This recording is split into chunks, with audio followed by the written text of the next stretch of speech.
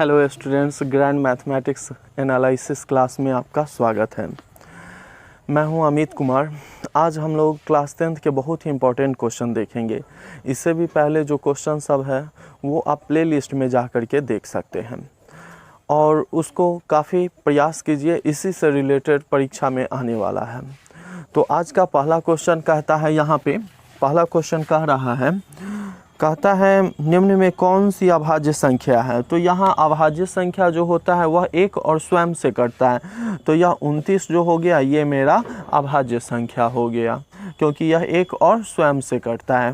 Next question है, यहाँ पे कहता है रैखिक समीकरण युग्म दिया हुआ है हमें x + 3y = है -4 = 0 और उसके बाद दिया हुआ है 2x - 5y - 1 = 0।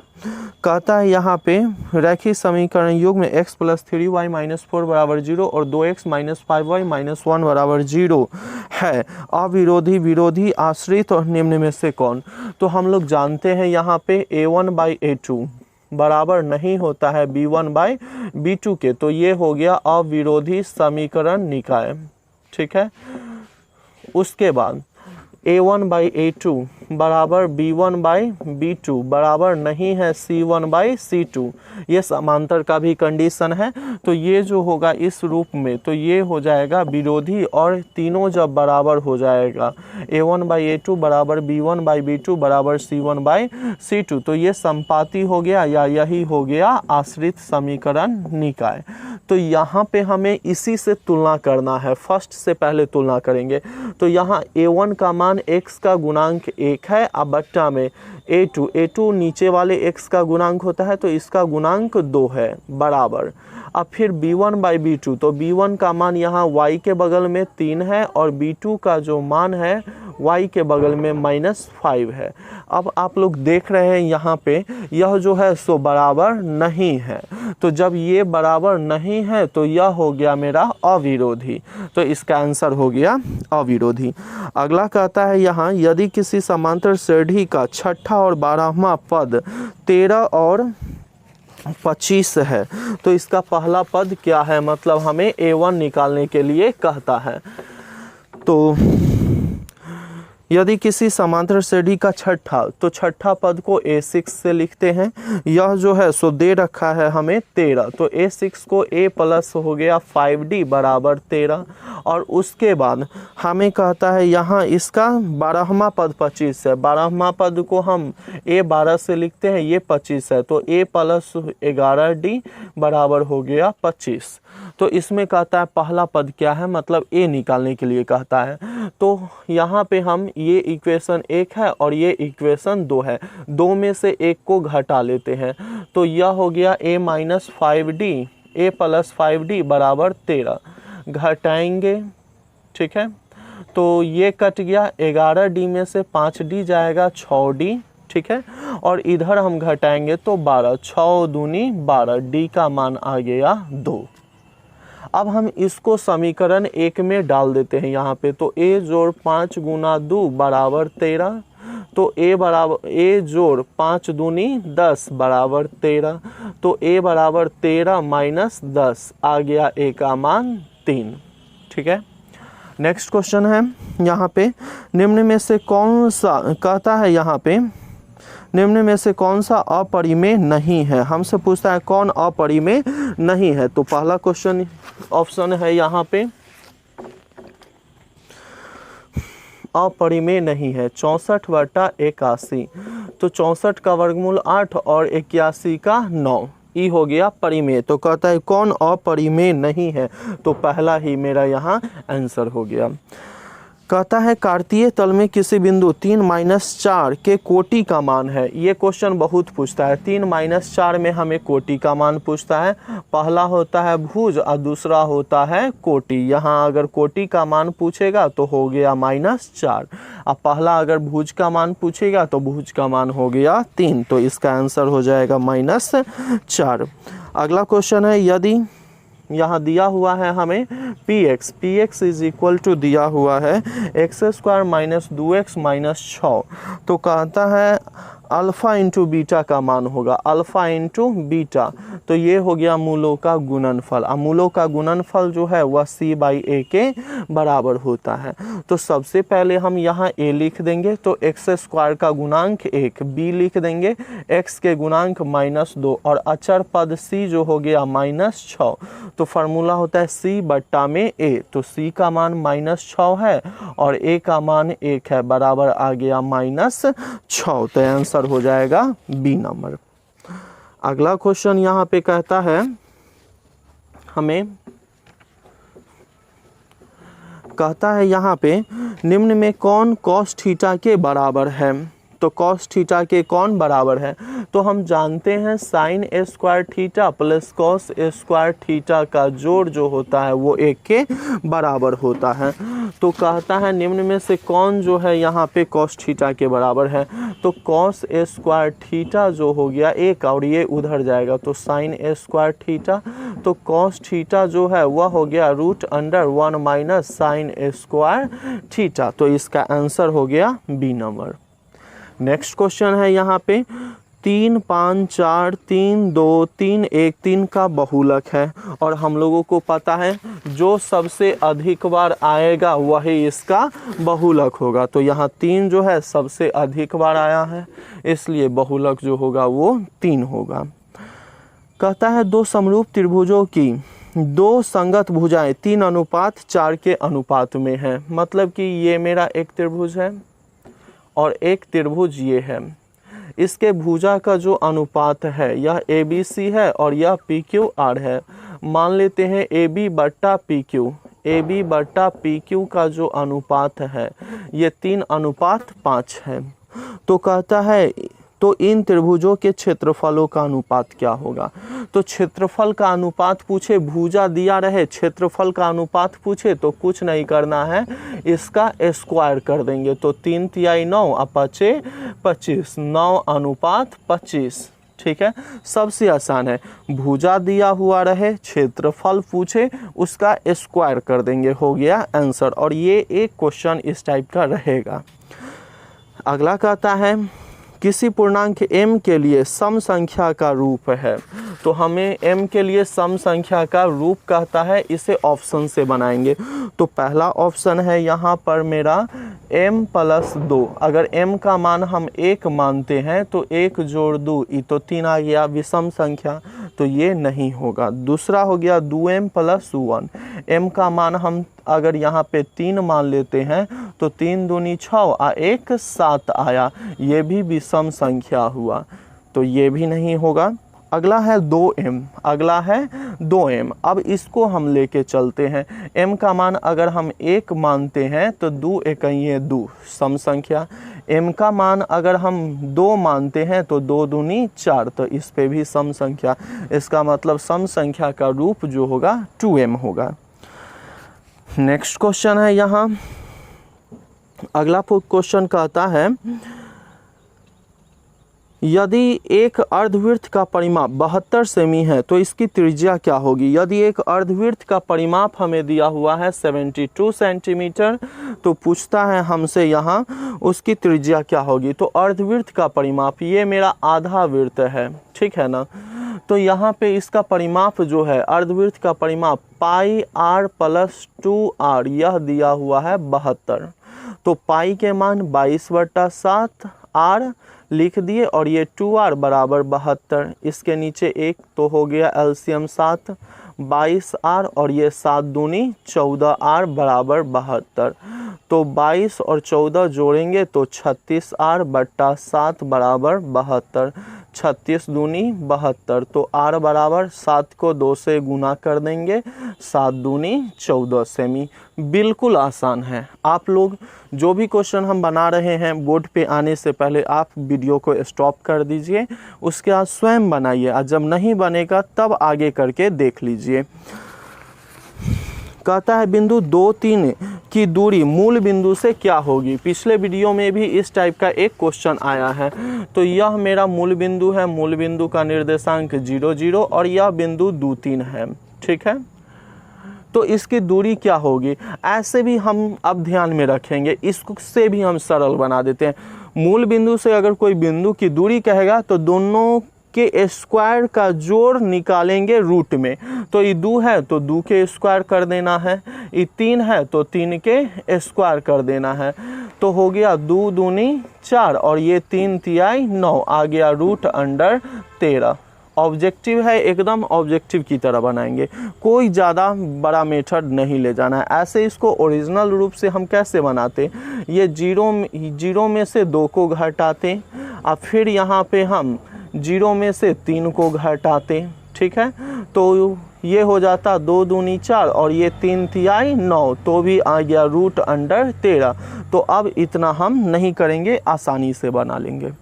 अगला क्वेश्चन है यहाँ पे, कहता है त्रिभुज ABC में DE समांतर BC के हैं, ठीक है। यह मेरा एक त्रिभुज दे रखा है, A है, B है और ये C है। यह DE जो है BC के समांतर है।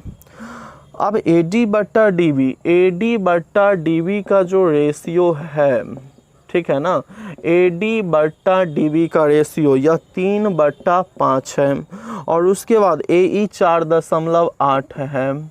तो हमसे पूछता है यह EC का मान क्या होगा, ठीक है। तो हम जानते हैं जब यह समांतर है तो भुजा अनुपातिक होगा, मतलब AD/DB का जो रेशियो होगा उतना ही रेशियो AE बट्टा में EC का होगा।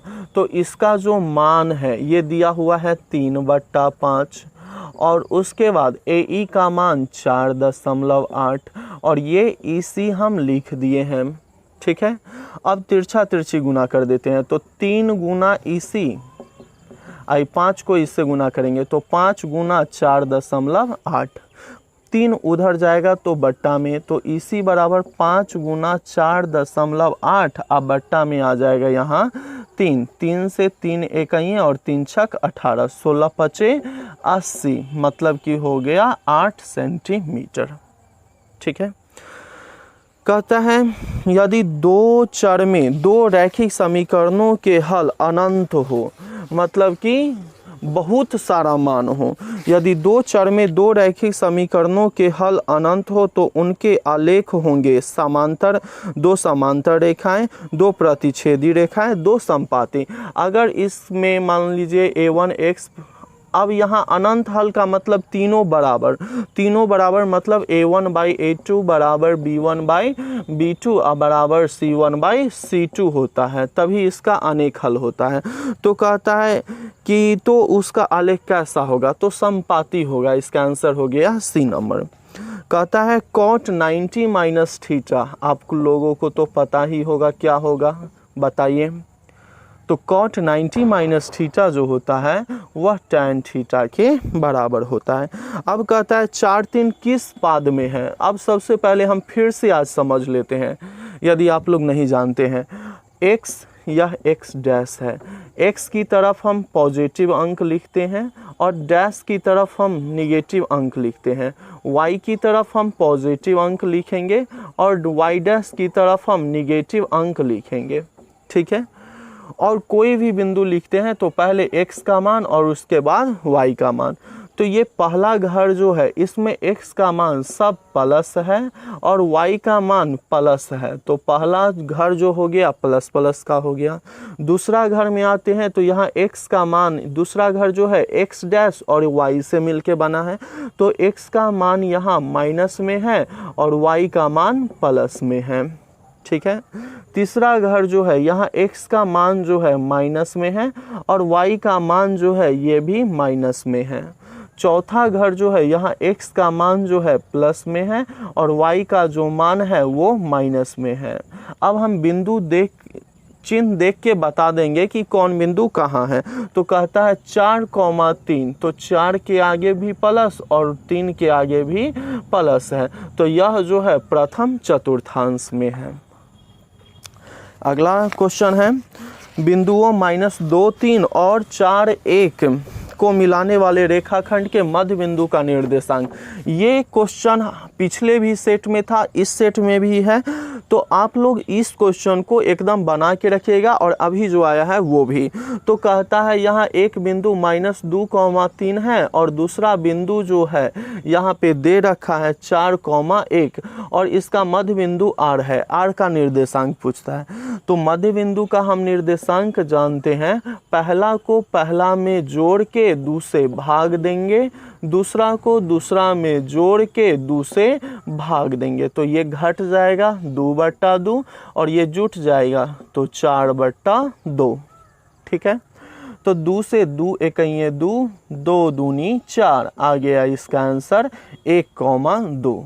ठीक है, अगला प्रश्न है, किसी समचतुर्भुज के विकर्णों की लंबाई 30 सेमी और 40 सेमी है, तो इसकी एक भुजा की लंबाई क्या होगी। ठीक है, यहाँ पे किसी समचतुर्भुज के विकर्ण की लंबाई जो है वह 30 सेमी और 40 सेमी है। समचतुर्भुज है तो मान लेते हैं ये मेरा समचतुर्भुज है और इसके विकर्ण की लंबाई जो है 30 सेमी और 40 सेमी है, तो ये 15 और ये 15 हो गया, यह 20 और ये 20 हो गया, 20 20 40, ABCD हो गया समचतुर्भुज। तो कहता है इसकी एक भुजा, तो समचतुर्भुज के विकर्ण एक दूसरे को 90 डिग्री के कोण पर समद्विभाजित करते हैं। आप क्लास 9 के यह मतलब प्रमेय पढ़ चुके हैं। तो अब यह 20 है, ये 15 और यहाँ 90 है, तो यह जो हो गया मेरा कर्ण हो गया।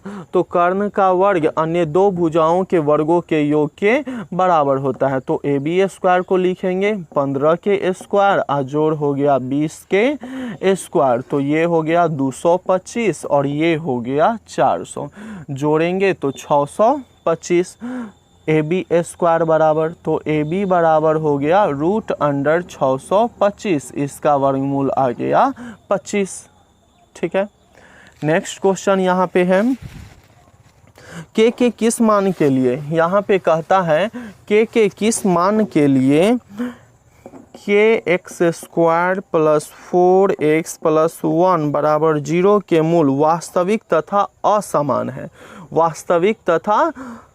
वास्तविक तथा असमान है, तो वास्तविक और असमान होने के लिए d 0 चाहिए हमें, d 0। ठीक है, तो यहाँ पे a का मान जो है x² के गुणांक k हो गया, b का जो मान है x का गुणांक 4 हो गया और c तो यह हो गया 1, d 0, तो b² - 4ac बड़ा होगा 0 से।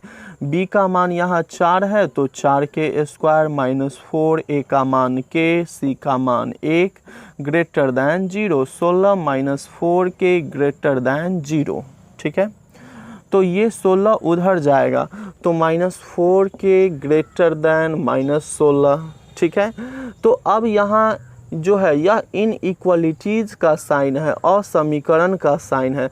जब हम -4 से दोनों साइड भाग देंगे या -4 उधर जाएगा तो यह चिन्ह जो है बदल जाएगा। अगर बड़ा का चिन्ह है तो ये छोटा में बदल जाएगा, तो k लेस देन -16 बट्टा -4, तो k लेस देन 4 चौका 16, k का मान जो होगा वह 4 से छोटा होना चाहिए, मतलब हो गया A नंबर। इनइक्वालिटीज़ के बारे में आप लोग फर्स्ट ईयर में पढ़ेंगे। अगला है, यदि 15 cot A = 8 तो sin A का मान हमसे यहाँ पे पूछता है। तो 15 cot A बराबर दिया हुआ है 8, तो हमसे पूछता है sin का मान, तो हो गया यहाँ cot A बराबर 8, अब बच्चा में आ गया 15। ठीक है, तो यह हो गया मेरा यहाँ पे आधार और नीचे हो गया लंब।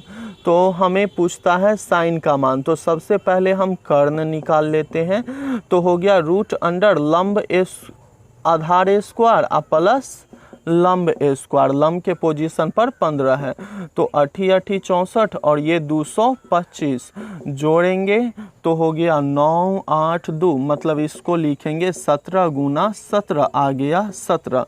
तो पूछता है साइन थीटा का मान क्या होगा, तो ये होता है लंब बट्टा में कर्ण, लंब का मान जो है यहाँ नीचे लिखा हुआ है 15 और कर्ण का मान जो है यहाँ पे आ गया 17। तो इसका आंसर हो गया 15/17। ठीक है।